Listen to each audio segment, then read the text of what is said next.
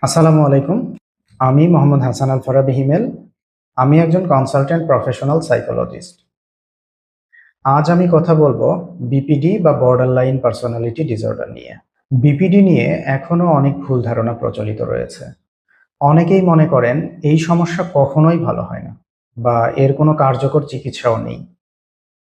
কিন্তু গবেষণা আমাদের ভিন্ন কথা বলে। সঠিক, ধারাবাহিক এবং বৈজ্ঞানিক সাইকোলজিক্যাল ট্রিটমেন্টের মাধ্যমে বিপিডি এর লক্ষণ উল্লেখযোগ্যভাবে কমানো সম্ভব এবং অনেক মানুষ স্থিতিশীল ও অর্থবহ জীবনযাপন করতে পারেন। আসুন জেনে নেই বিপিডি কি এবং কেন চিকিৎসা গুরুত্বপূর্ণ।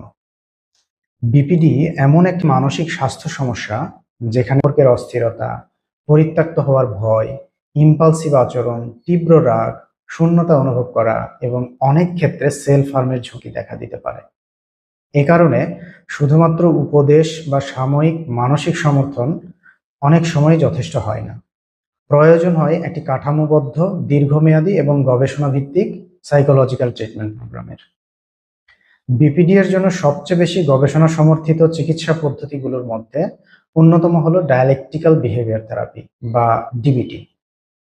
ডিবিটি একজন ব্যক্তিকে ধাপে ধাপে শেখায় কিভাবে তীব্র আবেগ নিয়ন্ত্রণ করতে হয়, সংকটময় পরিস্থিতি মোকাবেলা করতে হয়, স্বাস্থ্যকর সম্পর্ক গড়ে তুলতে হয় এবং নিজের চিন্তা ও অনুভূতিকে সচেতনভাবে পর্যবেক্ষণ করতে হয়।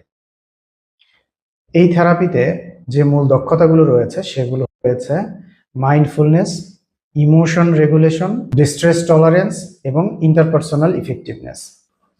এগুলো শুধুমাত্র শেখানো হয় না, বরং নিয়মিত অনুশীলনের মাধ্যমে বাস্তব জীবনে ব্যবহারের সাহায্যও করা হয়। পূর্ণাঙ্গ ডিবিটি প্রোগ্রাম একটি সম্পূর্ণ সাইকেল শেষ করতে প্রায় 24 সপ্তাহের মতো সময় প্রয়োজন হয়।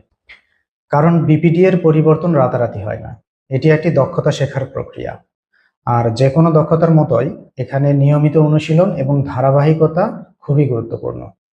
যদি আপনার বা আপনার পরিচিত কারো মধ্যে বিপিডি এর লক্ষণ থাকে তাহলে দেরি না করে একজন মানসিক স্বাস্থ্য পেশাজীবীর মূল্যায়ন নিন। মনে রাখবেন, বিপিডি মানেই আশাহীনতা নয়। সঠিক চিকিৎসা, দক্ষতা শেখা এবং ধারাবাহিক অনুশীলনের মাধ্যমে পরিবর্তন সম্ভব। দেখা হবে অন্য কোনো মানসিক স্বাস্থ্য সচেতনতার বিষয় নিয়ে। সুস্থ থাকুন, সচেতন থাকুন, মনের যত্ন নিন।